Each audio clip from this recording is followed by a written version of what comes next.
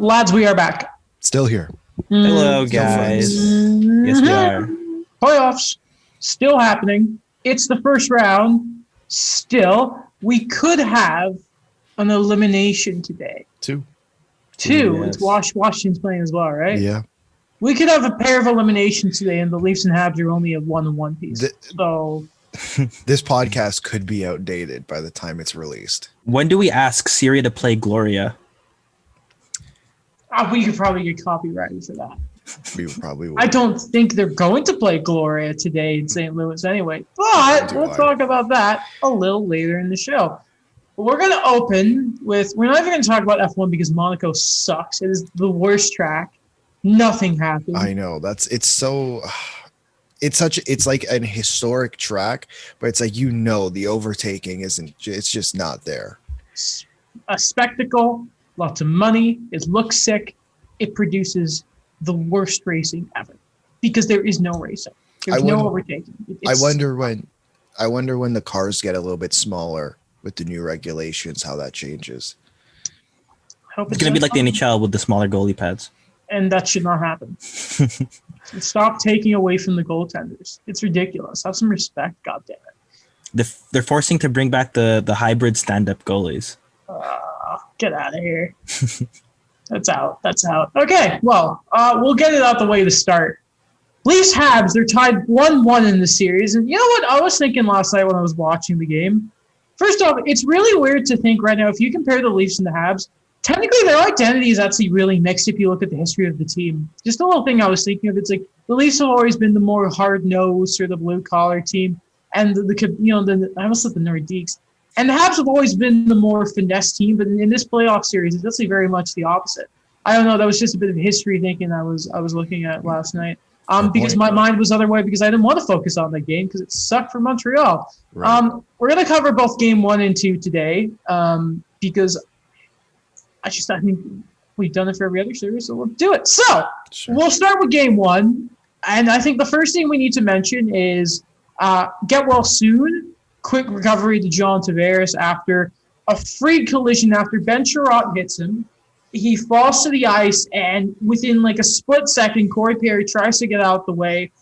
He accidentally catches Tavares' head with his knee.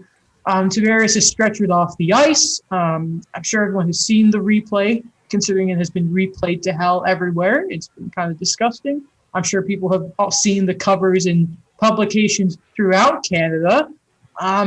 I guess we should mention it to start. I think we're all in agreement that Corey Perry did not mean to concuss. And I don't know if that hit also affected the knee injury Tavares has, but I think all three of us agree that was not done on purpose. Yeah. No, not at all. It was a freak accident. Yeah, it was a freak accident. Mm-hmm. I mean, I'm not gonna lie. I was very upset in the moment. I don't think there was a single fan who was not upset in the moment. I got over it quite quickly, but I was just shocked. I don't know. It was just one of those moments that you are watching it, but you just don't think like, is this actually happening? Especially when Tavares tried to get up. That pained me a lot. That hurt. That hurt. It was difficult to watch. It was I sort of an unexpected thing about having no fans in the stands and when you're watching games is when you have a scenario like this, how quiet it is. It's terrifying. And it's the second time the team has had to deal with it. Yeah, Muzzin last year, right? Mm. Yeah. Against Columbus. Yeah. That's so apparently he is okay now. He's at home. He's resting.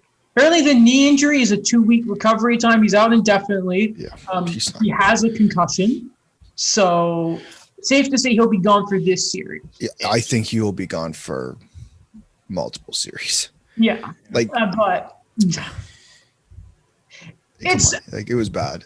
Yeah. Like it was a freak accident. I get it, but there's still what it looked like. It's not as bad as what it looked like.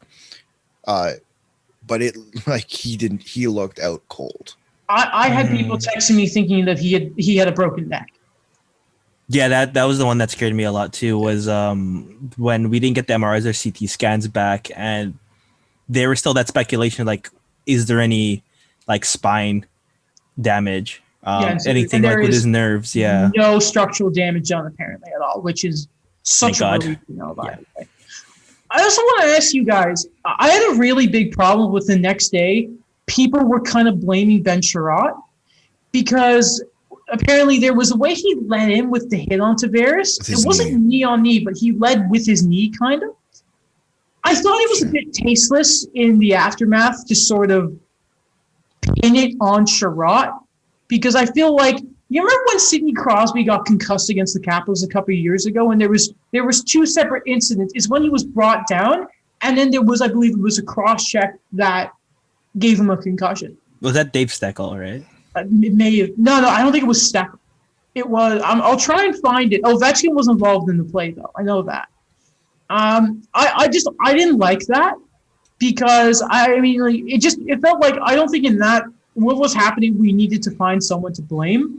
And it was, I just thought it was just, it's, as we've been saying, it's a freak accident. I mean, like, did we really need to do that? Do we need to blame Ben Sherratt for Corey Perry accidentally going, like, and kneeing someone? I don't like people trying to find fault in this. I don't think it was fair on Ben Sherratt. I don't think, like, just looking at Corey Perry alone, he was not the same in that game. And afterwards, he was spooked after what happened. And these are two players that played in junior together and have played world championships, probably in Olympics in there. Yeah, 2014. I don't think that was fair of people to do. I'm saying that about like Chris Versteeg, and I believe it was JD Bunkus was sharing the same thought. I don't know if there's biased Habs fan in me there. I don't see what I get the point you're making, but I think there's a difference between blaming him for the end and saying the hit wasn't the best. I think that argument can be split up, right? Mm-hmm. If they're going, if the argument is that the way he hit him resulted in Corey Perry, in the freak accident that happened, like, no, that's not a fair argument. Like that, of course, you can't blame Ben Sherratt for what happened, the incident from Corey Perry and John Tavares. But I think we can talk, if you want to talk about the hit itself, I think that's fair. But to blame the end result on Ben Sherratt is not fair. Mm-hmm. For me, it was a puck battle, right? It was something where he was just trying to finish his check, and it was just the way it was kind of placed as well. It was just an awkward angle, and it's something that, notwithstanding the whole thing with Corey Perry, it's a run of the mill type of play when you're puck battling, and it's just, again, what we said, it's unfortunate, but I don't know. I don't think that there was this intent, and I think that's the biggest thing, that there wasn't the intent for what this end result ended up being. No. Yeah, no. So, some other stuff that was kind of weird. The Foligno fight afterwards. I get it. Like, I get Foligno saying that, my captain's on the ice. So I felt like Corey Perry didn't even throw a punch, I think. No. Like, he was just, it was just him taking his licks. I thought that was a bit 80s. I'm not going to lie. I've heard both sides of it. Someone I was talking to about it right after it happened said, yeah, like, you're fighting over a freak accident, right? Why, like, that defeats the purpose. If it was intentional, then we're having a different conversation. But this was a freak accident. I'm on the side of I don't think the fight needed to happen, but I'm not gonna complain about it. I think it could have been done in other ways. I think there was more to do with Foligno looked at every single person on that bench, and reasonably so. The body language was horrible. Like you just saw your captain unconscious on the ice. That's not a great. The thumbs up is great, but you just saw, like, we all just witnessed that. Yeah. Right. I think there was some of that in there as well, as to try to, I guess, spark the team. I don't think not necessarily the fight needed to happen, but you talk about like how difficult it is for us as hockey fans to watch. I think Austin Matthews' facial expression showed like those are his friends that saw this happen to him more than just teammates. Those are his friends. Yeah. That was and good on apparently. So everyone seen that clip of Kyle Dubas as the incident happens, like storms out the box. I'm sure it was originally to make sure that Tavares' family were getting updates, which I thought was pure class on his part, by the way. Yeah. A lot of people have some vendetta against Kyle Dubas. There's one thing I can say as an outsider looking in on him and his history is he's a compassionate GM. Think back to Ilya Mikheyev and after like the skate incident with him last year and his wrist, I think it was. Yeah. He stayed at the hospital. Mm-hmm. You love to see it. He cares, man. Like, yeah.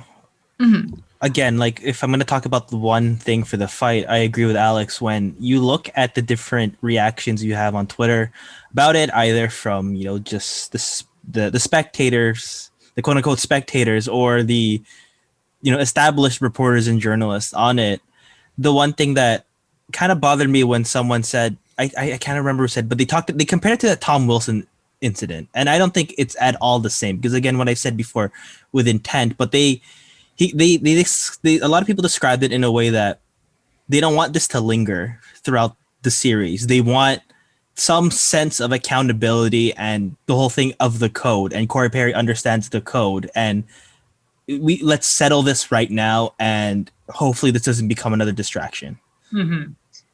I don't think it did. I know Simmons was going after Perry later in the game, but I think that was more just who they Perry are, playing the playoffs, and just right. I think Perry himself said that was just me playing my game, aka stirring the pot, which was fun. Fun to see Corey Perry still play playoff Corey Perry. I don't know if he'll address next game. He doesn't like that. And finishing off, just talking about game one, is I think you could very much say afterwards, it was, even to start before the Tavares stuff, you could very much see it was Montreal trying to keep the game very, very tight. They were finishing their checks. And it was also at the same time, we do have to acknowledge that Leafs team after the incident were shaken up. They very much are. Though I don't want people completely taking the win away from Montreal, because I think after they settled down, especially in the second period, I thought the Leafs had a lot of really good looks, especially Matthews and Nylander. Holy crap. They were, and they've continued to be really good in this series. And not to mention Carey Price was pretty good. Yeah, he's back. I had a conversation with my mom about, who doesn't really watch a whole lot of hockey, but it was more about the way the team looked after, and the way she described it was that the rest of the first period, like it was for the team, it felt like it was kind of a write-off. Like, man, like it was tough. The second period they came out, my mom said she thinks when they got in there that the leaders in that room probably stepped up, and it built the team up. But by the third period, she thinks that everything started to sink in. And then you can kind of get that from the quotes afterwards. Like, clearly they all were wondering what was going on with John Tavares. And I don't want, let me be clear, I don't want to take the win away from Montreal. I think Montreal played a very good game, and I think they probably deserved to win that game. Like, but I just think in this case, this was lingering the rest of the game. Yeah. I think the last thing, like, on game, because we want to spend game two much because that's the most recent one. 2 notes: the price save on Mitch Marner. Wow. Hello there. And holy crap, Paul Byron. I didn't see that coming. I don't know. That was another thing. I'm like, did that just happen? Rewind to last show when it was like, so who do you take out? And Daniel was like, Paul Byron. And what did I say to you, Daniel? What did I say? Penalty killer. Fact. Yes. He said, like, sorry, I told you. He's like, I don't want to say I told you so, but I told you so. Yeah. It was, I thought that was Ovechkin for a second. I thought, like, left-handed Ovechkin? What's this, from Ottawa? Oh, my Lord. That was, honestly, I think that was the nicest Habs goal I've ever seen. Maybe really? TK against like Boston is up there just for the energy, but like on his knees, still getting the shot away. The way he kept the puck like hold of it even when Sandin brought him down. Holy crap. But then like all this good feeling for Montreal goes out the way last night. And I thought the first period in both game, guys, I thought it was kind of the same way. It was Montreal trying to keep it tight. I thought it was an even first period, but I thought definitely the longer it went on, the more the Leafs were able to open up the game. And then in the second or third, I hate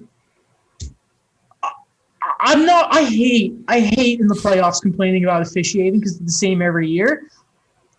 But holy cow, I like Gallagher getting that cross-check fine, but are we ignoring the butt end of the stick he got at the exact same time? And by the way, was the holding call on Zach Hyman in the first? What the hell was that? We're going to talk about this later, but like the fines that some coaches are going to be getting soon. And Jesper Kotkaniemi was asked last night, so all those penalties, he's like, I want to see something, but I can't.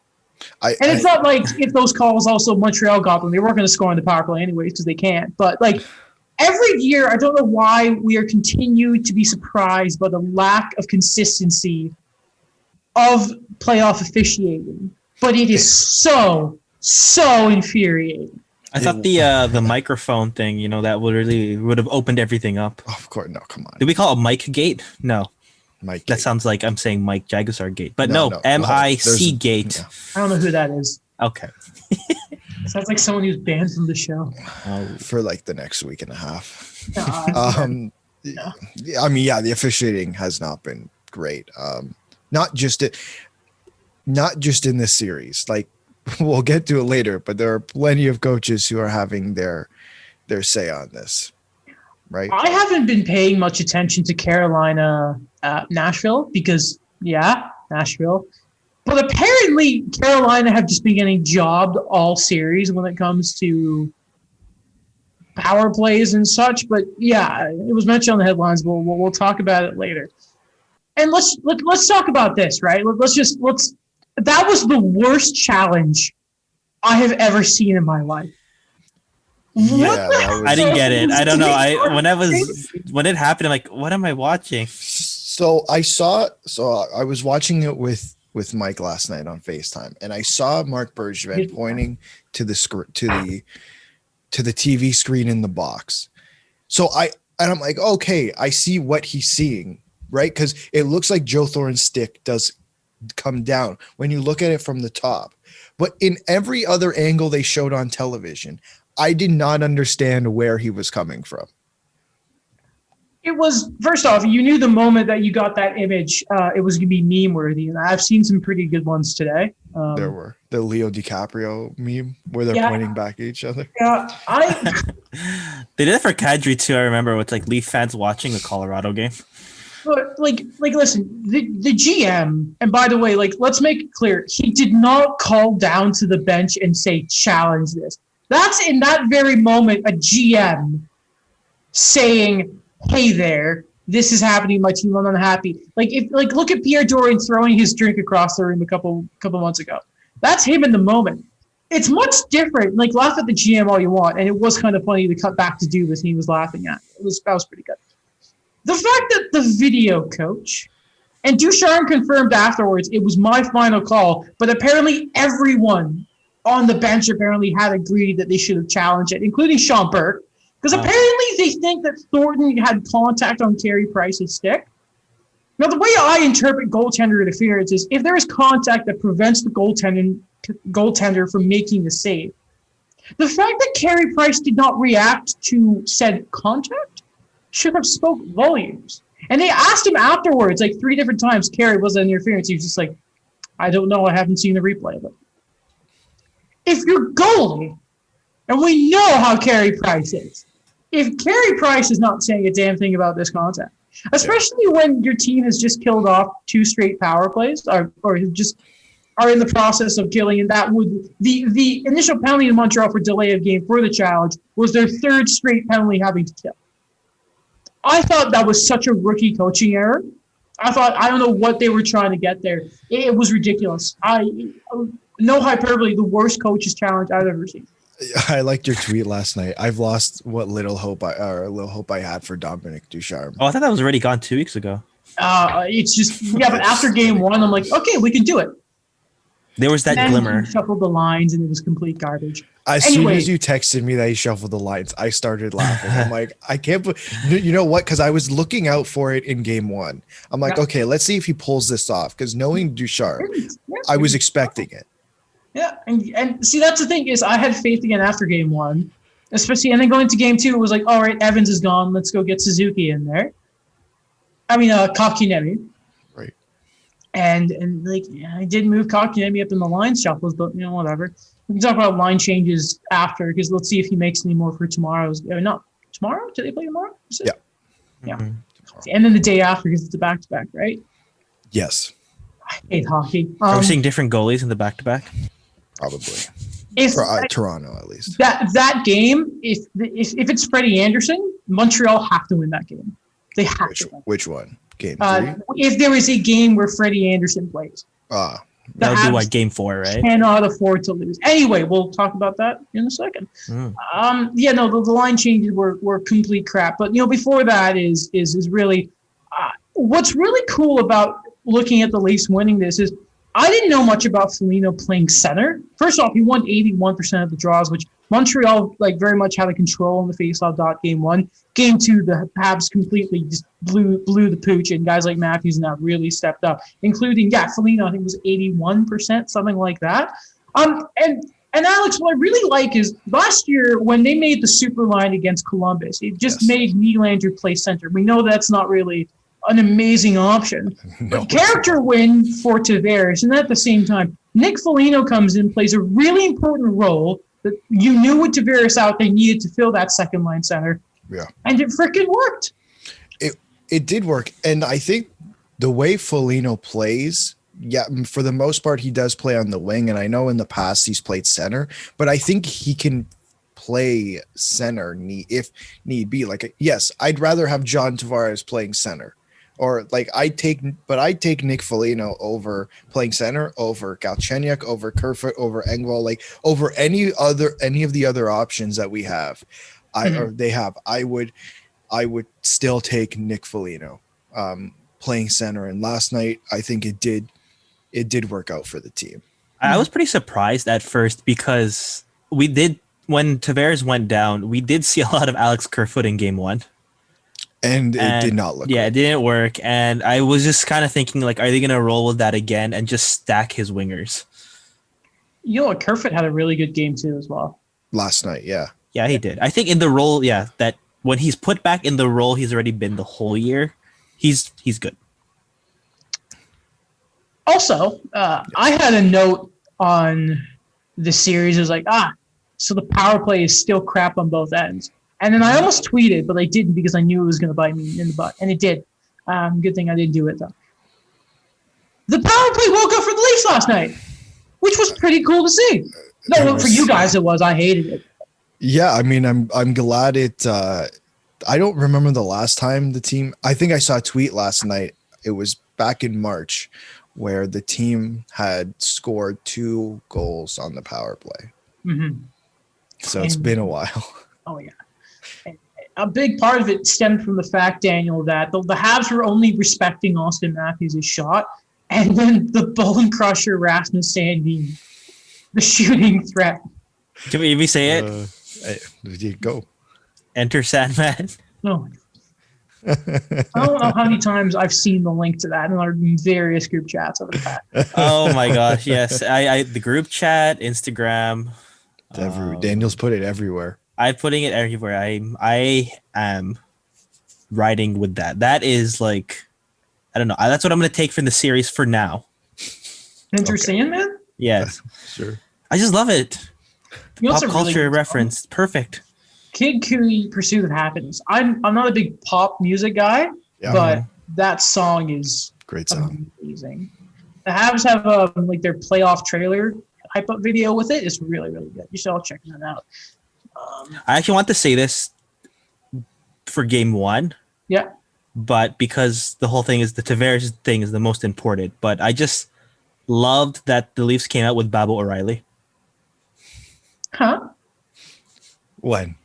Say it again? It was one of the previews where it was Babbo O'Reilly playing. And then I think James Myrtle also said yes, perfect choice. I'm trying to remember. Is that a song? Yeah. Oh. I don't remember what. Oh, okay. I don't know what to say about that. Okay. I don't know what you're talking about. We'll play it after. Like, okay. Not in this recording because we don't have the licensing for it, but because money. In our free time. Yeah. I still don't like that national anthems are copyrighted. That's Are they? Yeah, so I love watching a few Twitch streams right there, and there's audio cut out of some of them when they play in that. Don't ask why I'm watching the national anthem. It's a meme, right? That is news to me. Yeah, and apparently some of them can get cut for copyright, like Finland's like that, Russia. Of course. Russia. Anyway, though, Game 3 and 4 will be in Montreal. It will be outside the Bell Center? I mean, technically you already are, but are you going to be physically close to the Bell Center? No, I'll be pacing at home, extremely nervous. Mm-hmm. Again, if they lose, first off, I think it is a win for Montreal that they're going home tied 1-1. Not a lot of people thought that was going to happen. I don't think a lot of people thought that they would win a game. So, again, you're not in trouble until you lose at home, especially if you're the underdog. And that's not me saying the Leafs are in trouble. Please, people, don't take that out of context. But the Habs, this series is technically going the best they could have, to be honest. It's just they mentally gave up after the second period, I thought. They really did. And we'll see what happens in Game 3 or 4. Because, the Habs are going to try and keep it tight. The Leafs are going to do their thing. I don't know. We'll see what happens now, but I think Carey Price is still playing well, by the way. Even last night, I don't know if you can blame any of those goals on him. He's still wicked. He's tracking the puck well, and that is just. Oh wow, he broke his stick at practice. He must be bad now. How dumb was that, by the way? Pumped up. Well, no, it was the other way around too. What? Ron McLean called it a tantrum twice on the broadcast. Yeah, I did. I heard that. What are you going on about? So no respect. Anything else you guys want to talk about with this series? Yeah, I don't remember the name of the other outlet, but shame on the Toronto side. Just everything, everything. Yeah. I had, goodness. So I didn't believe. I saw it in the morning. I was working downtown, and I saw it when I woke up, and I'm like, okay, I don't believe that this was actually the front cover. So they still I don't know what the technical word is for these things, but the boxes that have the newspaper, you put the 25 cents in, you open it. Yeah. I don't know what they're called, but I'm calling them newspaper boxes. So around the corner from the job site I was working at, they actually have them out there. One of them is for the Toronto Sun. So I just walked by it, and that was it. I was still in awe of this is what you woke up, or you went to bed the night before and said, this is what we're putting on the front page the next morning.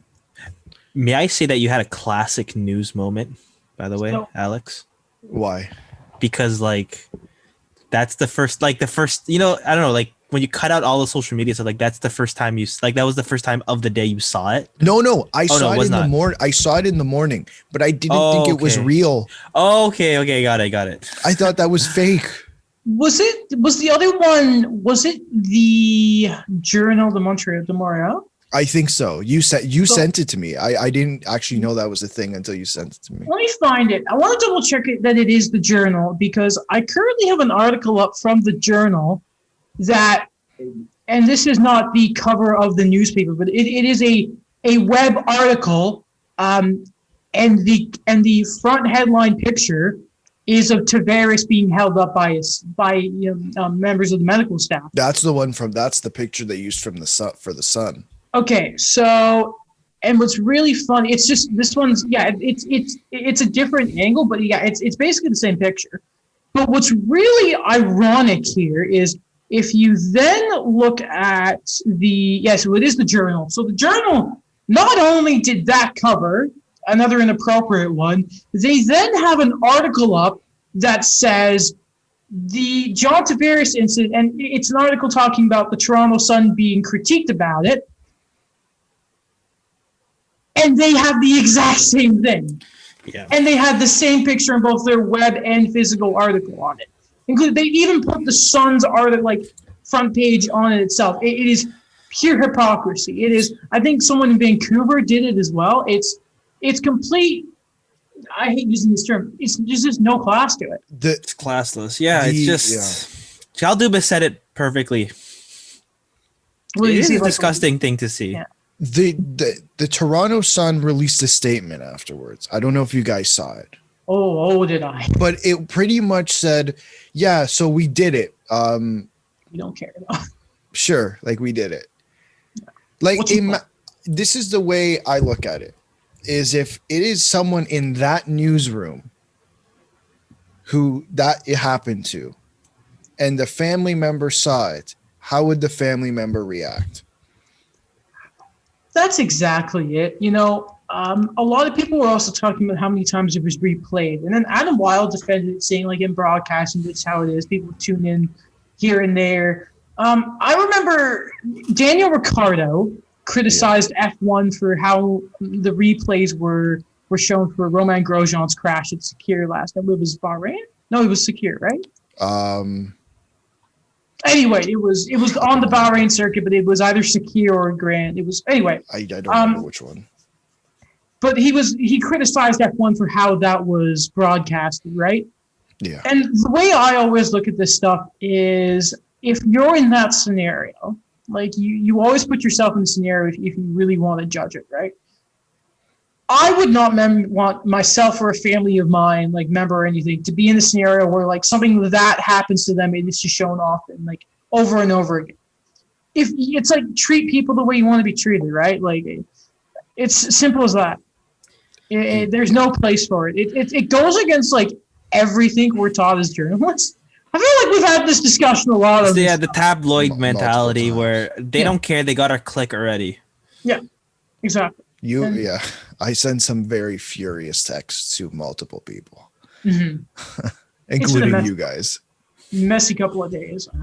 Well, they say you send it to a few people that work there. No. I was like, give Simmons' number. Can he come on the show? I would take Steve Simmons on the show just because I just want to get into his thought process. You know what I mean? Would he give it to us? Like first episode? I don't know. Maybe like this is gonna be like a far-ranging. Let's make it clear: we are not fans of Steve Simmons. Just so people get that clear. If you got this far into the podcast, like any episode, if this is episode 1 for you, you're not Steve Simmons fans. I don't like Chris Kreider. I'd have him on the show. Of course I would. We don't like Gary Bettman. We take him on the show. Who do I not like? No one likes Brad Marchand. We take him on the show. I would talk to Brad Marchand. I'd love to talk to Brad Marchand. You know what's really funny, by the way? My Caps fan buddy Owen, I've been telling you guys about, right? Yeah. Owen Power, right? Not Owen Power, no. Okay, sorry. So he FaceTimed me during the Ducharme coaches review just to be like, that sucks, man. And I said back to him, thank you, Owen. I'm sure next time Brad Marchand scores an OT winner versus you, I'll be sure to give you a call back. And on that note, we really test our friendship sometimes with these texts. What? That's a dicey text. No, it was dicey FaceTiming. Yes, it was quite spicy. Good guy. Yes. Great guy. Game 3 is where it started to unravel for the Washington Capitals. There have been 3. I just want to get it out of the way that Craig Smith had the Oates overtime winner, and I've always been right about him. Just want to get that out of the way that Craig Smith is great. Also, watching this series is, the past couple of years, I think we've all kind of thought, okay, maybe Brad Marchand has settled down a bit, and he's back to he's just a good star player, scoring, plays hard. He's really turned into a rat again. It's the playoffs. It's this environment. You know what I mean? It's just like what we said, the physicality of everything, of all these confrontations that's going on between these players that, like the way you see the way Anthony Mantha reacts or what he's done, like of course someone like Brad Marchand's going to feed off of that. Especially, and Mantha got a fine for that, didn't he? Yeah. What a weird goaltender. The Caps have just seemed to have lost it. I thought Samsonov was great in Game 3, by the way. Completely screwed the pooch on the Craig Smith goal, though. Yeah. Ovechkin looked like he was going to eat him, by the way. But then in Game 4, I mean, the Caps had all the power play chances in the world. They couldn't convert on any of them. Samsonov, I think it's Samsonov. I've been told both. I know. He was good he was good in that game as well. But then as the game went on, I felt like eventually in that scenario, you just needed a save. The frustration was really building for Washington. And then that Orlov penalty, first off, it wasn't a hit to the head, but he changed direction. He left his feet. And you know how there were those hits where everyone says, oh, they left their feet, when it's just the force of them delivering the hit. He left his feet, physically. Yeah. And he hospitalized the dude. And he didn't get a suspension. What is going on? And, oh, my God. And beside that, the Caps are fighting for their lives today. I'm so disappointed in this team. I thought they were going to come out and not destroy the Bruins, but if there's a team you expect to really punish you once they get to the power play, it's Washington. And Backstrom hasn't scored, Kuznetsov hasn't scored. It's a mess with them. It's a real mess. I'm very curious as to what has changed, because if you I think there's people who would argue, if you watch Game 1 and Game 2, that Washington deserved to win those games. Obviously, they did it, but it just seems the last two games has not been great for Washington. Mm-hmm. I can imagine that Samsonov goal that must have demoralized. It has to have demoralized at least Samsonov, and that probably rolled into the next game. Mm-hmm. But still, it's as if, we talked about Brad Marchand being a rat again. It's as if he is getting into every single one of their heads. I believe the term you're looking for is rent-free. Yeah, but it's only cool. That was only cool in 2018. Yeah. What I kind of felt too is I've mentioned this before in my preview that for Washington to have a chance, they're gonna have to rally again as a unit, because ever since that cup win, they've gone through quite a few things where they didn't look like they really tried in the playoffs last year. That they had that quote unquote party or so at the hotel that they didn't feel like winning, and then this year with the whole COVID thing with Ovechkin and the other Russian players, that I think it was time for them to kind of show that no, we're a mature team and we have what it takes to keep on going. I think that they have gotten better from what people kind of speculated, but it's just not quite there. And I think, again, the Bruins are working more as a unit to really fight off what the Capitals have been given, the power plays, the shots, the opportunities. There's also and Alex, you kind of talked about it there with the being demoralized. They're making a lot of mental errors. The Game 2 winner, the Brandon Dillon crappy clear, was bad. Again, Samsonov we mentioned. It's just not in the character of the Washington Capitals or what we believe they are. I'm not saying that this is it for the Capitals. Let's just focus on getting Ovi past Wayne at this point in the regular season. I'm not saying that at all, and I don't think they're done. I mean, the series, at the end of the day, you're going to look back at this series and you're going to think, 3 of them went to overtime. You know what's funny? It's Taylor Hall, because I think people mentioned before, he was in a series and he was either playing for Windsor or against them, and it was a 5-game series and all but one or all of the games that went to overtime. Man, that guy. And by the way, he's been good. Yeah. I hate Boston. Bergeron's been great. Krejci's been great. Mike Riley's been good. Tuukka Rask is still great. I need to stop counting them out. I need to stop it. I wonder how many people in Boston are walking back their comments on Tuukka Rask. Oh, no. There's nothing. You'll have a 9-27 at the end of the playoffs, losing Game 7, and they'll still say he needs to go. That's such it's not 9-5-9, but it's still really good. Mm-hmm. It's not as good, though. It's a great stat. I mean, good for Tuukka Rask. Great goalie, always has been in the playoffs, but he is probably the second best goalie right now in the playoffs, because Marc-Andre Fleury, through 4 games, has a .959 save percentage. Is he good or something? And by the way, Vegas are good again. One more thing before we get it to Vegas. Marc-Andre Fleury is tied for third all-time in postseason wins right now with Curtis Joseph. What's the number? What? Let me look for that. But And just keep it up because I want to ask you about the guys ahead of him because that's okay. We did have this. Well, we have to. We have to. He mentioned it, and now we have to. Part this 10 is how of this it works. debate. Oh, and okay, if we're talking about goalie stats, Carey Price, game 1, 31st career playoff win for number 31. I thought that was pretty cool to mention. Interesting. But I think, Alex, I think Vegas needs to send us a gift basket because I feel like we woke them up. I think every team needs to send us. You know who we need the biggest gift basket from? Boston. Josh Archibald. Okay, I just want to put that out there. Okay, we'll get to Edmonton, but I am not surprised at what's happening in that series. Absolutely not. I think he should send us lots of gift baskets. But yeah, Vegas should send us a gift basket too. He should buy you a PS5. Honestly, because it's a pain in the ass to try to get one. Still? I don't know. I haven't really tried recently, but the beginning was an absolute nightmare. I forgot who it was. I think it was Conan O'Brien. Well, remember when Joe Biden said anybody who wants it will get both vaccines? Yeah. I think Conan O'Brien said anybody who wants it by November will get a PS5. And people are like, how is it easier to get a vaccine than a PS5 right now? Liar. So hard to get PS5. Anyways, I don't think it's updated right now because Fleury's still 6th on this list, but I already know you still want me to show it, Adam? Yeah, go ahead. Okay. Are you going to share your screen? Yes, that's cool. Awesome. Because Adam should wants be able to see it. All right. You already know. Okay, so Marc-Andre Fleury. Right now, it has him as 84. Yeah, they got to work on that. Belfour is 88. Yeah, same with Billy Smith. Grant Fuhr, 92.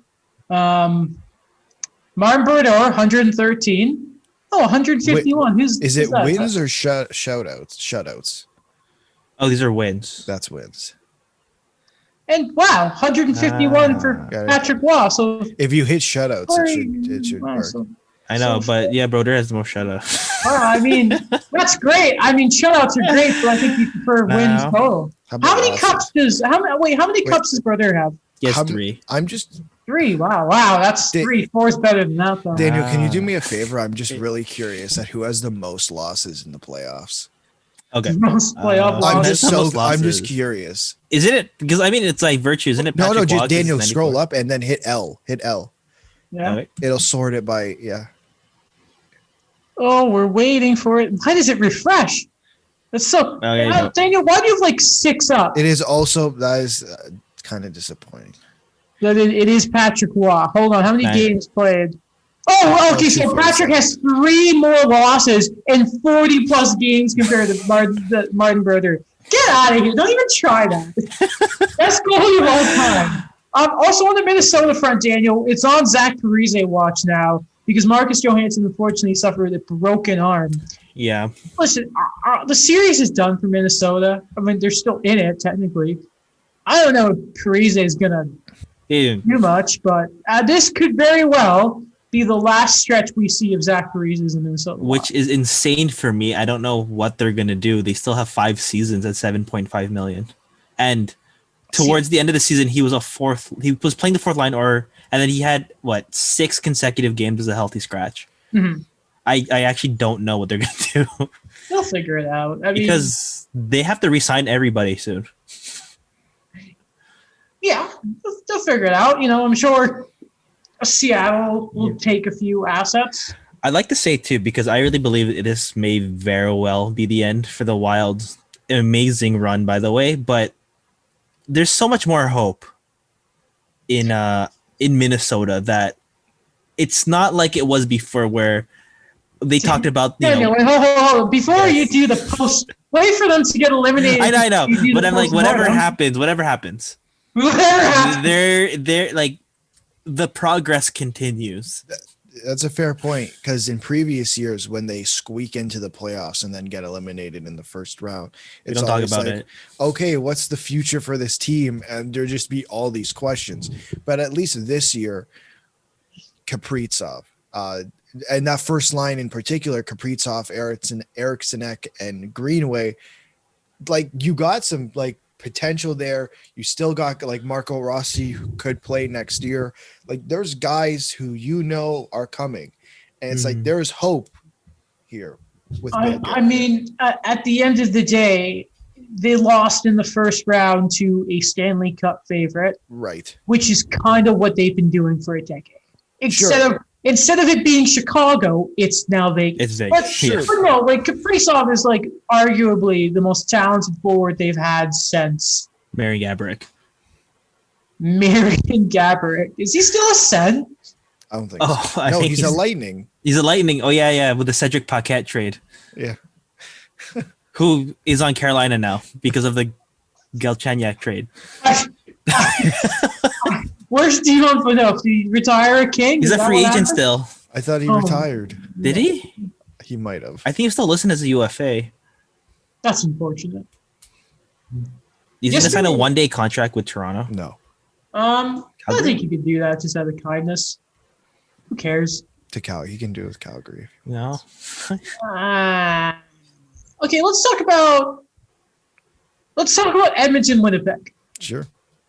Roll Winnipeg, baby. Okay, here's what I'm going to say here. Hellebuyck's been great. Yeah, I understand that. Yeah. When we looked at predicting the series, I said that this is not basketball. Okay? Correct.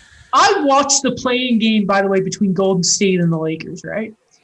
Correct. And I saw what Steph Curry could do, and I saw LeBron sink that three after being hurt in his eye, which was my lord. By the way, the fact he's not getting suspended is I know. Terrible. Anyway. Preferential treatment. It is disgusting. And I'm not saying this as a Suns fan. I mean, anyway. Man, it doesn't matter. The Nuggets are going. I'm full Nuggets, by the way. Why are they called the Nuggets? I'd say that if Jamal Murray didn't tore his meniscus. They got Jokic. Is it Jokic? I thought it was Nikolai Jokic. Like, it is. How do you say it? It's Jokic. I thought they call him the Joker. The longest time. I was listening to Donald's podcast. Check that out. And they said Jokic. And I'm like, what? I thought it was Jokic. Show how much I know about basketball, but I'm a Nuggets fan. Have you been saying Donald wrong the whole time? Donald. He doesn't actually say the Y in his name. It's just Hig. Anyway, this is not basketball. Yeah, so Draisaitl and McDavid, because only having those two scoring has worked out for how many years now? Not. Sure. And they're down to nothing because McDavid is, by the way, blatantly being penalized every time he touches the ice. I don't know what's going on. It's playoff officiating, man. I don't know what's going on with their top three scorer, though. Dude, their top 5 scorers overall, or like their top 6 scorers are like McDavid, Draisaitl, Donner Nurse, Barry, and then it's like Nuge and Puljujärvi, aka the guys who are playing at the same time all the way. After that, it's like Alex Chiasson in the regular season. You know how upsetting it is that they have like no points. I have for my fantasy team, I have McDavid, Draisaitl, Barry, and Nurse. Don't you also have Nikita Kucherov, by the way? I do have Nikita. We'll talk about that later. Oh, yeah. God, I'm mad about that. McDavid has 0 points. Nurse has 1 point. Barry has 1 point, and Draisaitl has no points. I just want to put it out there that, like, listen, the Oilers are not going to win. Like, and I have been saying this since the start of the series. I don't know how people really thought and looked at this series and thought, yeah, that's how it's going to work. Sidney Crosby has like a goal in his series versus the Islanders. This is how it works. Like, we do not have this in hockey. A single player, like a goalie can only even do so much. They can't score a goal. I don't know how everyone counted out Winnipeg so easily here. I think like the lack of respect. And they've won the first 2 games without Nick Ehlers, who was apparently playing Game 3. I think he said it himself. Yeah. This morning it was announced. Jets and 6, guys. I told you, Jets and 6. Jets and 6. Jets and 6. It's happening. I'm very disappointed in Connor McDavid. Oh, now he's going to have 6 points. Yeah, now he heard this, and then, but they're still going to lose 7-6. Listen, all I want is him to even if they lose in 7, I just wanted to put up a bunch of points. It would really help me. And then I can't wait till the answer is all right. Let's start Josh Archibald back or Zach Cassian. I'm still waiting. I'm like, who is going to be 2016 Phil Kessel? What, just the guy who comes out of nowhere and feasts on the third line? Yeah. On that team? Yeah, on any team. Apparently Josh Archibald. Josh Archibald. Yeah, he's I can't even say it with a straight face. There's a joke to be made in there, but like I can't. Yeah. But ridiculous stuff. Game 3, I'm excited for it. Not really, but Colorado St. Louis. Actually, no. We'll go there a little later. Okay. So Game 3 between Tampa Bay and Florida. A wild game yet again, and when a game that gets a little crazy and scoring happy, the Panthers end up winning the game. However, in Game 4, Tampa go up 3-1 in a different sort of messy game where the Panthers, I think, are really starting to show that they're a bit outclassed here. Yeah. Like their lack of experience in the postseason is, and I regret saying that in 7. So Anthony Duclair with that late game slash on Kucherov, and then like Sergachev, like that was technically a clean hit, but like that close to the boards, I think could have been kind of dangerous. But like I don't think that's a suspension. Like there are worse hits. Yeah. But like I don't know what the hell Anthony Duclair was thinking there, and ignore that. I don't know at the same time. I don't think there's been anything on the hearing or that, but a player knows that there is no padding in that area around the knee. I think Nick Dowd earlier in the Cap series took a shot down there and he missed some. He came back and played the game because hockey players in the playoffs. But like that's such a dirty spot to go after a guy. This isn't Kucherov, who I just want to quickly get up here because if you guys remember, I said Kucherov was going to be rusty and that he wasn't going to get going right away. And while I mentioned that, he has 9 points in 4 games.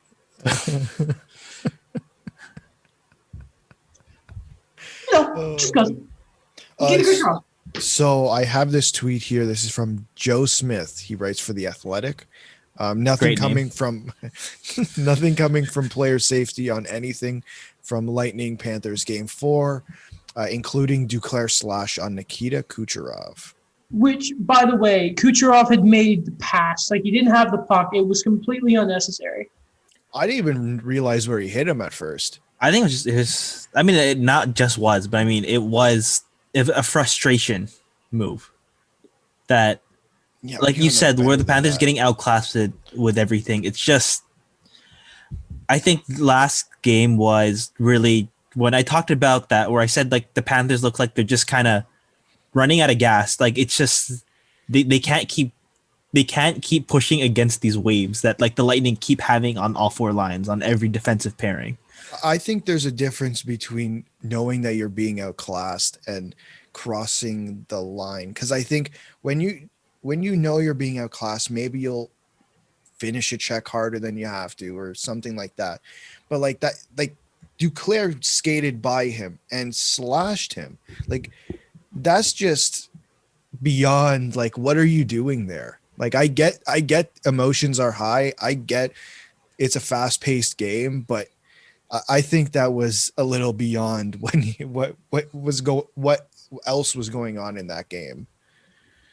The Panthers also need to decide who they're going in net for next game. Because at this point, Drieger's not been fantastic. Bobrovsky has not been fantastic.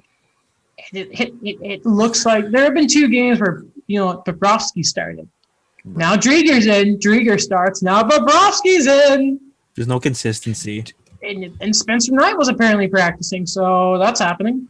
Do you think the going back and forth affected going back and forth on the goalies affected them? Because Bobrovsky sucks, and Drieger doesn't have playoff experience. Yeah, I think. And again, it's Tampa. Yeah. That's been taken advantage of. But I'm sure it doesn't help, like, confidence-wise. But at the same time, they were never going to match up well in net against Andrei Vasilevsky. No. I saw it this way. So the whole Columbus Tampa Bay series, when the Lightning get swept, That's Count Dooku against Anakin in episode 2. But then the Lightning come back in episode 3 as Anakin, and then they face off against Bobrovsky again. Fair. I think that was the last good version of Sergei Bobrovsky we ever saw too. Was that series again when we was in Columbus? Because since then it's just the moment he signed that contract was like, cool, 898 save percentage. Thanks, buddy. I'm going to make the prediction that I think Spencer Knight steals Game 6, and then he steals Game 5. Then Game 6 will be a very tightly contested Tampa Bay Lightning win. Yeah, I don't think this is going Giving to them one more anymore. Yeah.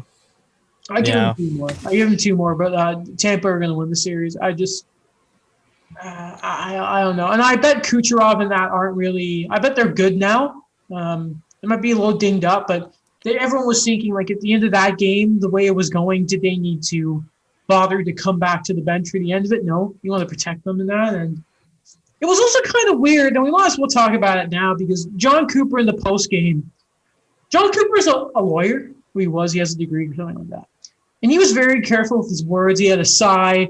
He just stopped talking. And apparently on headlines, there was a talk about that fines can be going to some coaches soon because a few of them have been talking out about the officiating. Craig Berube in St. Louis.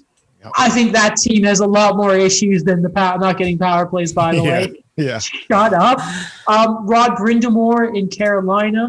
Apparently, they've been getting it really rough. I haven't watched a lot of that series because I don't care. And then John Cooper, obviously, in the most recent game. Cooper, I thought, was the most reasonable in the way that he said he didn't have a problem with tone sitting in the game.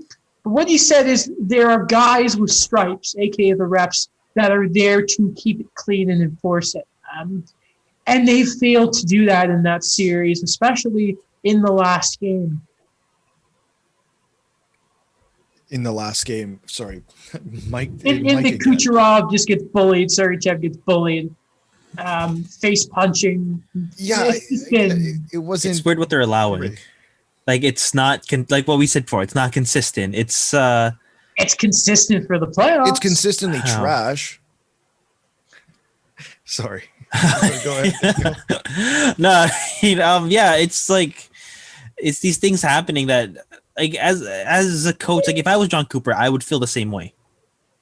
That I really kind of felt that too. That I'd see what he said too. Like those 2-star players go down and nothing is called. And these are plays that happen after the fact that the puck is already on the other way, going the other way on the ice. Mm-hmm. You know what? I can't wait, by the way, for the next game. Like sometimes we see in the past in the playoffs, the coaches complained about the calls, and then all of a sudden the next game they get everything they want. What's also weird is Doug. Is it Doug Armstrong? Yeah, from St. Louis. St. Louis's GM. Yes. Also had some stuff to say about this, which is I still don't see it going anywhere. But at the same time, that is a team that is fighting for their lives right now. He said something about the Department of Player Safety, did he not? Did he? It might have been included in what he said. Oh, okay. Never mind. You know what? I thought they got it right with the Kadri suspension. And you know what? We might as well go to St. Louis, Colorado now. Game 2 was not amazing for Colorado. They won. Now, there was a point through the second where St. Louis definitely started chipping away, but Colorado still had it out of reach. And by the end of the game, even after killing a 5-minute major penalty, they still had the game. There was still never quite a doubt. And we're gonna talk Nathan MacKinnon a bit because he's the best in the world. I'm going again. Back. You're saying it again. But Nazem Kadri, I don't want to laugh because, like, God, I love Naz, but man. He did it again. He's suspended for 8 games after delivering a garbage hit to Justin Falk. I think he's questionable for the rest of the series. Man, I think at this point, by the end of this suspension, he would have been suspended for more playoff games than he's played. Wow. I believe that. Was it like 61%, I believe? It's around something there. nuts like that. It's not great for him. And he was doing so well, too. He was so good in the playoffs last year for Colorado. Wasn't suspended. And then it's just he throws that hit. And he catches him right in the head. Like, that's the prototypical, like, no questions asked. That guy's out of there. Like, he had time to say, I'm not going to hit him in the head. And he still did it. It was 3-1. You didn't need to deliver that hit. And also, like, yeah, Justin, that was like the shooting motion. He couldn't get out of there. No, it was. He knew exactly where he was going there. It was. This is exactly why he got traded. And like, listen, we all know that the Leafs lost the trade because Barry just didn't work. He wasn't a fit, right? He wasn't a fit with Babcock, yeah. It was the right move simply from what we see here. It just simply is. You can't have your second line center, and I guess in the later year, you can't have your third line center do something like that. Like, in the most important time of the year, you cannot pull that off. No. So just a random thing, but in a way, I know it like, okay, so are we looking at the trade itself or what they've been able to do with that right side? Because I'm like, just the trade. Mean, okay, because like technically TJ Brody. Signing TJ Brody was part of the NAS. No, it wasn't. He turned the trade down, but it had nothing to do with it. Yeah. No, that's a free agent sign. That was Dubas going out and getting the guy he wanted originally. Yeah. Okay, so for me, what I kind of felt is, I don't know, it's another thing where I really felt like he worked this out of his game for Kadri, that I really felt that for me, it was like, okay, it was the Boston effect that he's seen them so many times. He is considered, one of those tough guys that you would put out there against, like, Boston's nastiest. And I really felt that just came out, and the whole Jake DeBrusk fiasco, that was just another example for it. But now that it happened against St. Louis when he's on Colorado, it's just, this one's just inexcusable. Like, I never really thought the other ones were inexcusable, but there was at least a narrative behind it where, okay, this may be to a certain degree justified, but now I don't think there's any of that. I thought that. Did you guys see the Akeem Alou tweet? Yeah. Yeah. Okay, so I'll read it out here for the listeners, but just so we're all on the same thing here. From Akeem Alou on Twitter. Nazem Kadri hit was mistake, but let's be real. An 8-game suspension in the playoffs is absurd. We see many other players, including past offenders, receive much lesser punishments for the same conduct all the time. I wonder what difference is, and then like the pondering face emoji. Now, Akeem Alou is a member of the Hockey Diversity Alliance. Kadri was one of the players who, when the West had their like sort of meeting when the players were striking, he was one of the players in the front and center. He's a visible minority. I think what's his background again? I don't want to get this wrong. For which, Kadri? Yes. Is Lebanese. Okay. Yes. Listen, I hate defending player safety. I really do. And Akeem Alou seems like a great guy, and he really has tried his best to help the game. And it's not his fault that the NHL hates working with the Hockey Diversity Alliance. However, people are still missing the fact that Tom Wilson was not suspended because they looked like Tom Wilson was not suspended because of the incident with Zibanejad. He was not suspended with the Panarin and Buchnevich thing because he's white and like the repeat offender thing. He wasn't suspended because the NHL don't see that as a suspension. They saw it as roughing, and the way the NHL say it is repeat offending does not come into play until they determine whether something is a suspension or not. I'm not defending that. I think we all talked about Wilson should have gotten games for it. It should have been significant. I still think people are missing the way player safety do stuff, and they're realizing like they're not understanding their process. Now, I'm pretty sure in the wake of this, player safety then actually tweeted out some of their rules about like what a repeat offender is and like the money of it, right? Like Wilson is a repeat offender. Like people don't like the money he's not, but he is. It's just by the league standard, he was not eligible to be suspended. It has nothing to do with race. And like the Kadri stuff, it's not their roughing, it was a clear hit to the head. Like, it's not about race. Like, and I don't want to sound like that guy, but I thought this was way out of line. I don't agree. Like, the idea that just so other players, like, I think that if the Department of Player Safety in the league want to get this right, that they have to punish the players. Mm-hmm. I think they got it. You heard it here. This is probably the only time I'm gonna ever say it. I think the Department of Player Safety got it correct in this call. Mm-hmm. He has done this 3 of the last 4 playoffs. This probably, by the way, could have been more games. I thought it would have been 10 or 12. So yeah, I was looking at 12. I thought this was gonna go double digits. Like I put a tweet out about it. I'm like, I think, like, in Toronto, Kadri is a fan favorite. Yes. Even when he retires, he will be a fan favorite. Wait. I saw people in Toronto saying that like, come on, man, like you can't do this. Like Jeff Fayette, Rachel Dory, Steve Dangle, like they were all like, yeah, it was a complete fair suspension. I don't think it was a mistake either. Like I don't know, but he had plenty of time to move. Mm-hmm. He had plenty of time to move. Falk was in motion of shooting,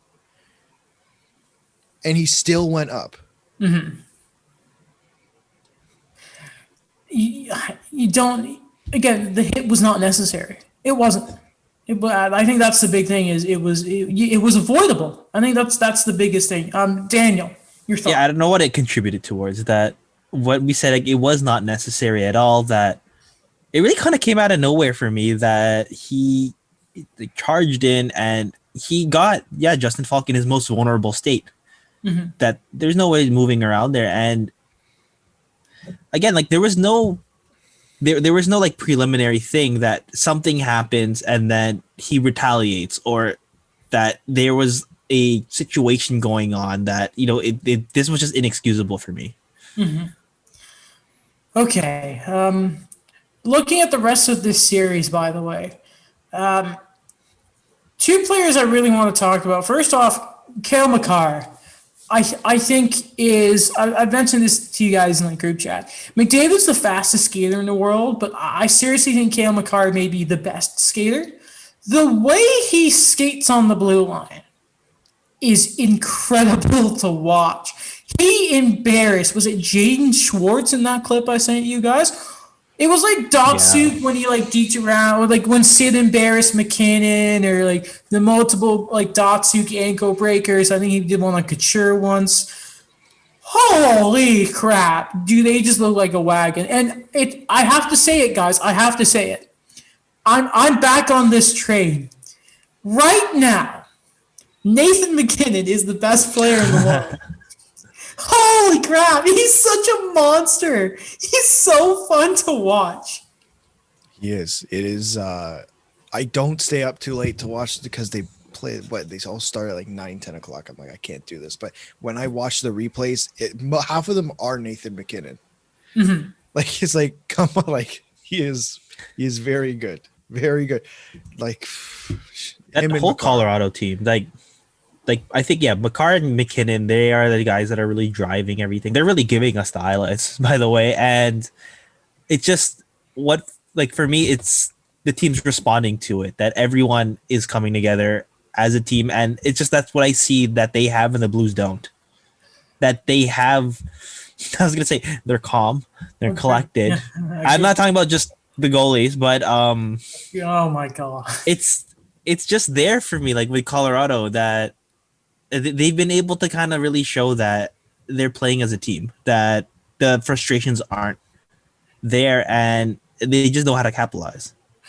I just want to point out that, if we're going to do this, back the first time the Oilers made the playoffs with McDavid back in 2017, in 13 games played, 9 points. Okay, cool. Last year, 9 points in 4 games, pretty good. couldn't get his team past the play-in round. That's cool. Oh, come on! You don't. No. You made the argument at the beginning. One player can't do everything. You can't do that. And you know what? I just want to point out here that in 19 playoff games, Connor McDavid has 18 points. Not even a point per game. What a loser! Doesn't even have one this playoff. Oh my god. Nathan MacKinnon holy crap! In 43 playoff games, he has 61 points. Holy crap! I'm just saying, it's just like, listen. I mean, all you can ask of a star player is to do whatever he can to help bring the team over the hump. And all I'm saying is, in his history, MacKinnon has contributed to that, where Connor McDavid has won a single playoff round. I'm just saying is that at the end of the day, the 100 points are great, but also at the end of the day, the regular season doesn't mean a damn thing. I'm back on the cause. Nathan MacKinnon. How long do you think this one's gonna last? What do you mean? Like, because I remember when you apologized saying no, Connor McDavid is the best. In the league. Because you know what? At the same time, MacKinnon has been playing against the oh my God, look at this Minnesota. Minnesota have a great year. Kaprizov. Oh my God. Vegas. Oh, this is amazing. And like McDavid had the Canucks where he had like 7 points in like. You just ridiculous. No offense. I'm just saying maybe the numbers are inflated a bit. I'm just saying, I'm just saying, McKinnon's been battling with Vegas all year. It's basically the new, better than Jonathan Taves. Like, who's that? Who's the NBA? When you got Nathan MacKinnon. I'm just saying, he plays the big game. We're just such a hard ass to play against. He's electric. He's a powerhouse. I mean, I'm just saying that Nathan MacKinnon's a complete package. When was the last time you saw Connor McDavid throw a hit? Are you saying Connor McDavid is a stat stuffer? I'm just saying that I think maybe Connor McDavid just could.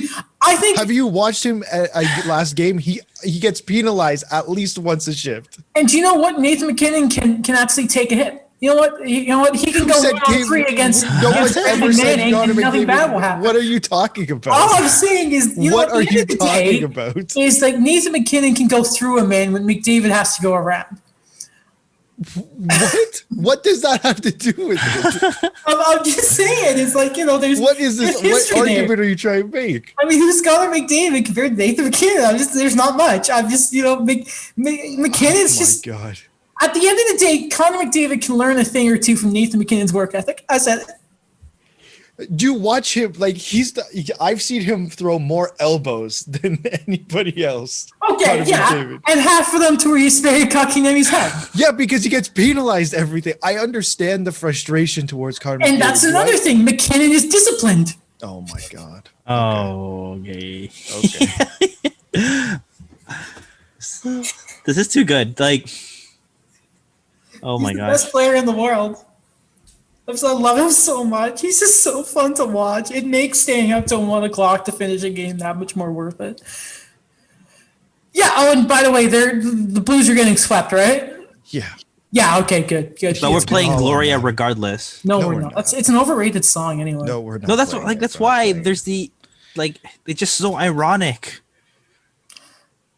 Wow. All right. Well, listeners, be sure to look out for Gloria on one of our social media platforms. Probably yours. Probably Daniel putting it on the Instagram story or something. Yeah, like who's ever doing the Instagram stuff lately? Great job, guys.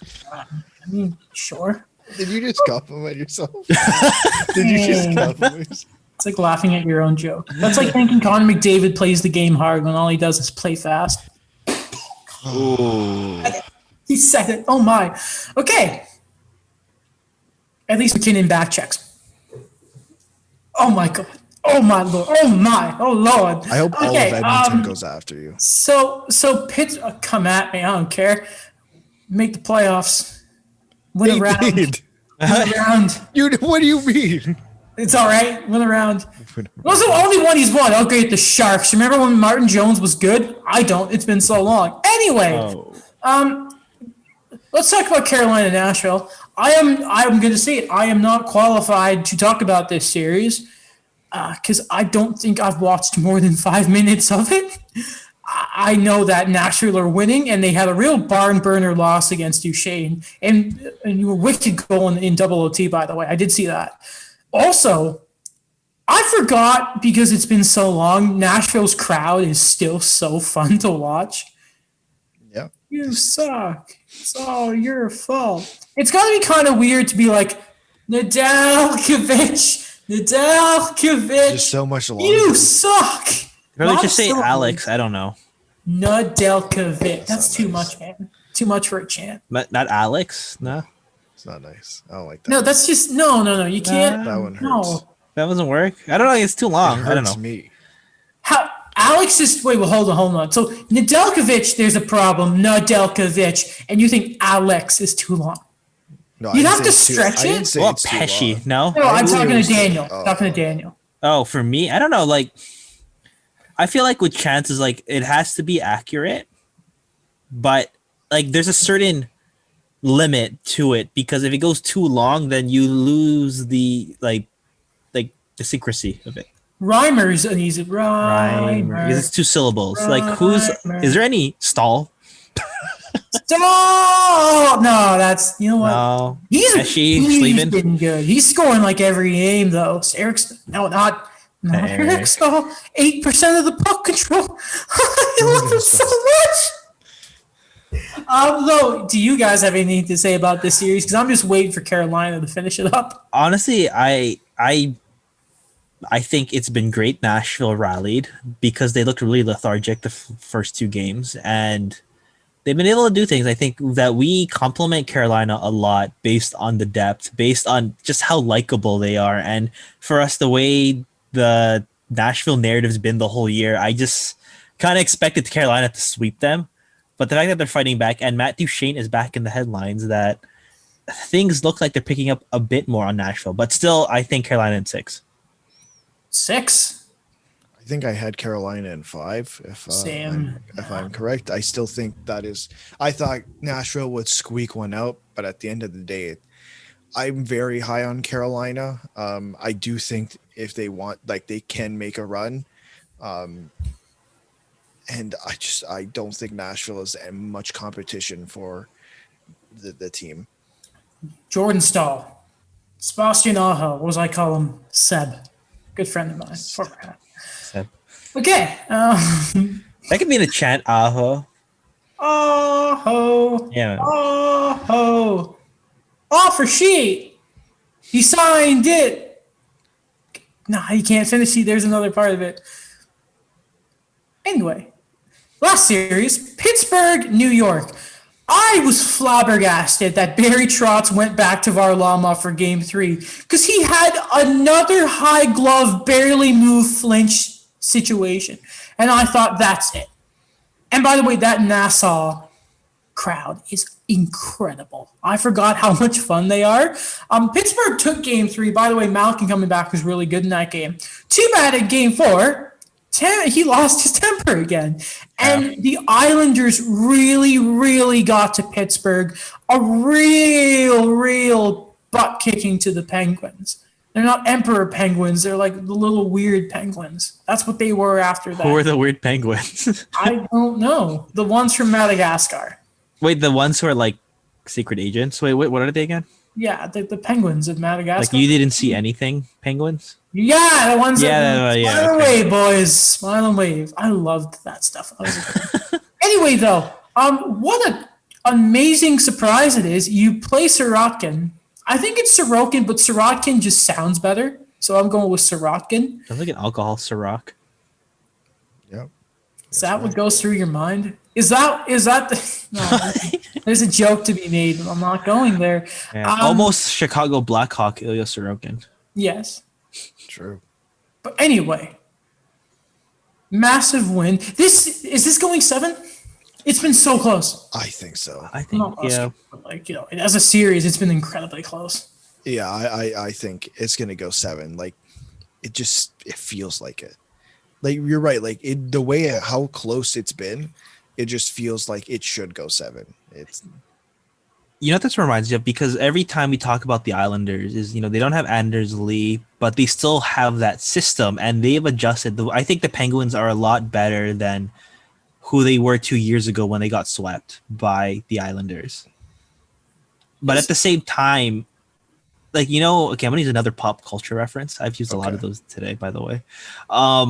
You know, in T2, like Judgment Day for Terminator, you know, like the second Terminator guy who's actually the bad guy now, and like Arnold Schwarzenegger's the good guy. Okay. Yeah. Like the Islanders are like that second Terminator. Like, and I forgot, like, it's a T200, and they just like, you know how he adjusts, he's like a body shifter, or like a shapeshifter. Like that's how the Islanders are. They're just adjusting to everything the Penguins are giving to them. I remember that they had their, you know, quote unquote nuclear line in a way when they put Malkin and Crosby on the power play, and it didn't work. Like, they adjusted to arguably, you know, what may have been some of Varlamov's mistakes, but I feel like the Islanders are just that team. Like, they're a pain. Isn't that but they can't go away? Isn't that what the Islanders do best though? Adjust, like, their coach. What's big for them as well, I think a big part of how they won the last game is Barzal woke up. It'd be nice if he could learn to shoot, because my Lord, that crowd was giving it to him to shoot the puck. There were like back-to-back plays. He had golden chances and he passed. And then like Ryan Pulak just had a clean blast and it trickled through. And it was the funniest thing ever. But like Barzal, Josh Bailey scored again. Eberle was huge. It's the big thing with the Islanders is when they get the chances from their big guys, they got to convert on them. And they have been. Meanwhile, like, Sid's been quiet. So they've kept Sid down again. And at this point, it's, does history repeat itself with that series a couple of years ago, or does Sid wake up? I think Sid wakes up. I hope Sid wakes up. Yeah. I hope he doesn't beat them because my bracket is at stake. But you took the Islanders. Yeah, because man, the Islanders always win around. Like, they're good. They're probably one of the more consistent teams over the past couple of years. It's they had a terrible end to the year. Who cares? They went around. I think it's because they're not flashy. That's the thing about them. It's just that people don't give them the respect because these moves are pretty good that they make, but they're just not flashy moves. Didn't they make the conference finals last year? Yeah, and then no one's talking about that. It was just like, who cared? Well, I mean, like, because like we did make fun of them for like their cap situation, and then it's just like doesn't affect them in the season. They're good. You know, oh, wow, Sorokin's just showed up and he's good, whatever. I have a fun fact, by the way. What's that? That when you mention Matt Barzal and the crowd's always getting annoyed that he doesn't shoot enough, that was also criticisms that they had early in their careers for Jason Spezza and Joe Thornton. Really? Yeah, that they were passing too many times. That these guys actually have amazing shots. They just don't use it. Shout out to Spezza stealing the puck from Simmons, by the way, and scoring power move right there. That's fun. Eligibility for the Gordon Bombay power move of the year. That was. I didn't even notice that at the time. Mike pointed it out. To finish the show, we get to talk about the Vancouver Canucks. It's official. Jim Benning is back. Travis Green is also back on a 2-year extension. I could not finish watching that press conference. It was so different. I think I made it about 27 minutes in. I could not do it. It was too many press conferences. It's not even that. It's just Jim Benning is just. I'm kind of like this. He's so awkward to listen to sometimes. It's just like, man, like just get him. Get him a president that can do the talking. But it's just like the way how he addressed the girl for the everything that's happening with Jake Virtanen. He's just like, the girl put her post up. It's like, dude, he just has zero media training. And it's just, they asked him, it's like, okay, so is there anything you need to get better at, like cap management or player relations? And he said, well, you know, we're moving from Utica to Abbotsford, and I think that's going to be pretty big to watch the team and go and watch games. And you're like, what? And Travis Green is just sitting there, and he looks so tired. And you're just thinking, my Lord. And the big takeaway from this, guys, is apparently the Canucks are going to be aggressive. They want to make the playoffs next year. That scares me. Buyouts are on the table. And I am just thinking, oh, boy, what's the panic move? And I saw Urinating Tree joke that they're going to overpay Phil Deneau in the offseason. Well, but, like, they were aggressive before. They've been aggressive. It did not go well, and it's the same general manager. They just got to be smarter with that. the best. Well, Daniel. That's Daniel. Like, you're I right. know that's a You're blanket right. statement. Yeah, they should be smarter with it. But there's how many changes have been made in that front office? None. Like not many. The Judd Brackett's gone. Like, right? How have you seen the philosophy? Has the philosophy with Jim Benning changed so that on July 1st or whatever the equivalent is this year, that he does not go out and sign Brandon Sutter for 5 years or 4 years? You know what I mean? Like, yeah. Is there a philosophy change? Well, considering he apparently hasn't talked to Alex Edler yet, no, they are still very patient with people. Apparently, They take things. Edler's going to Calgary. Get out. I'm just kidding. It's just a funny thing where how many of them went to Calgary last year? Listen, I feel like the thing when you have a discussion and for a show like this, we want to try and look at both sides of the ice here, right? And I feel like with the Canucks, we are overwhelmingly negative. Yes. Justifiably so. Right. So Elliot Friedman was talking about how apparently the Canucks back in the day when they would players would sign for less, they were taken care of. And he sort of talked about maybe the Sedin's coming on board can maybe something can be part of that to look at what's going on with the organization. So I'm kind of wondering if you bring the Sedins in for a player sort of relations type role, I think that could help. That's the only positive I can think of all this. Well, I'm not going to lie. I think there's one other positive. What's that? They brought back Travis Green. That is true, yes. I think that's probably the bit for me. For me, it is the biggest positive out of all of this. There are other coaches out there that they can go get, but I think the players in that room, and they've said it themselves, they really like Travis Green, and I think to keep him here, he's a good coach. We've seen what he can do. He did take this team a couple steps further last year than what we expected. Yes. Making that playoff series against Vegas somewhat enjoyable. Right? The term is concerning, though. I will say that. It's a very show me term, you know what I mean? Where I don't think he deserved that. He showed you the roster he has. I think that's very much of because if they don't make it next year, Jim's gone. The vibe that we're getting, that has to be it. I'm curious. I wonder what Jim Benning's right because his contract was up this year or next year. I believe it was this year. So I wonder how long that his contract looks like and how that affected what Travis Green's contract looks like as well. Listen, if they need to buy it out, I mean, they've spent enough money down their roster at the wrong places. I don't think they should really mind getting rid of the GM. That is true.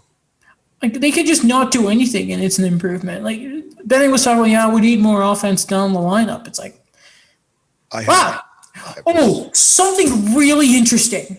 Okay. He talked about the lack of development in players 23 and 24 years old. So I went and I looked up the ages, and I'm like, okay, so who are 23 and 24-year-old? And there were three names that stood out to me. Can I take a guess at one of them? Sure. We'll go. You go. Then Daniel. We'll go back and forth and see if you guys can get them. Yeah. Okay. Is Jake Virtanen? Correct. Okay. Jonah Gajalkovich? No, that's not who I was thinking of. No. Okay. Alex? Oli Ulevi. Correct. Daniel, can you get the third one? Dylan Rathbone? No. I would have said Adam Gaudette, but he's obviously not on the team. It was Adam Gaudette. I had a back look. He is in that age range. Oh. And I thought that was hilarious to look at. Was I far off? It was, yeah. I mean, yeah. Okay. Alex had all three. You were. Alex was kind of hitting them out the thing you were fouling it off. You win some, you lose some. I mean, because I was thinking 2014, 2015 draft. You were Datsuk and Alex was Nathan MacKinnon. You're good, but okay, thank you. That's a compliment. Thank you. You're Connor McDavid. You're really, really, really good. But you were just a bit off the mark to be that 5'2" player. There's no physicality or defense.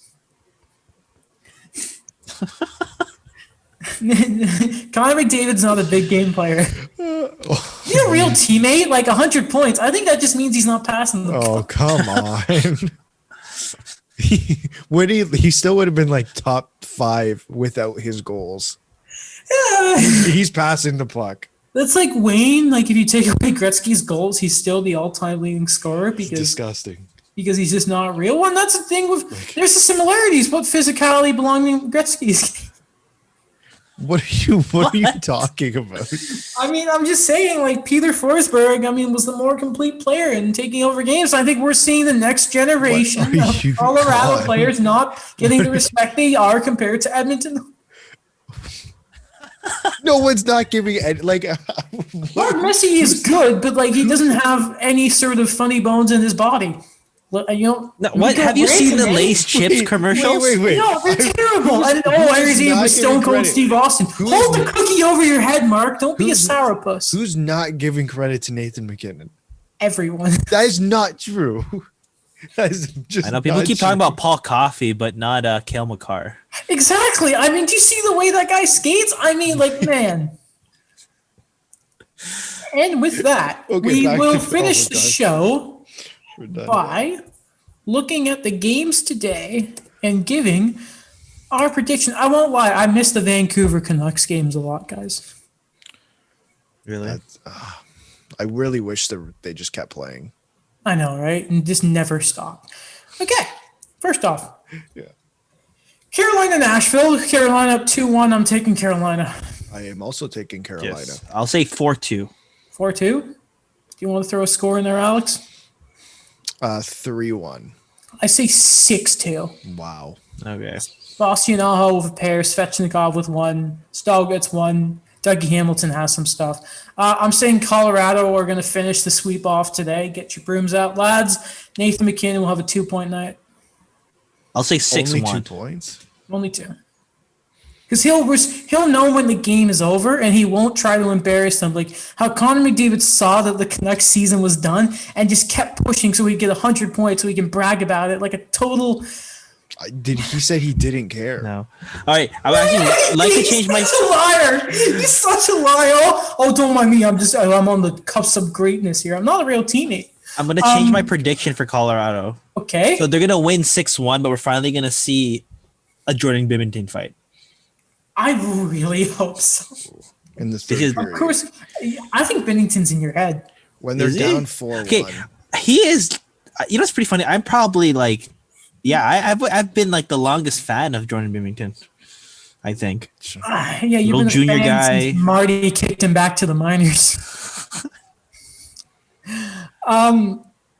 So we're all agreeing Colorado? Yeah. 5-1. Bruins, Caps. For the sake of my bracket, the Caps are going to win. Lars Eller game winner. Yeah, I think Washington comes out with a vengeance today after the last 2 games have not looked great. I think I'm going to say, bold prediction, Evgeny Kuznetsov has a game and a half. I'm going to say they win. Capitals win, but in double OT 4-3, and OV gets the winner. I still can't believe he doesn't have an overtime game-winning goal in the playoffs. Yes, That so is see history. Incredible to me. Okay, McDavid will take a penalty, and Nick Ehlers will have the game-winning goal in a Winnipeg win. I'm just gonna take Edmonton for the fun of it at this point. I think McDavid has like 3 points.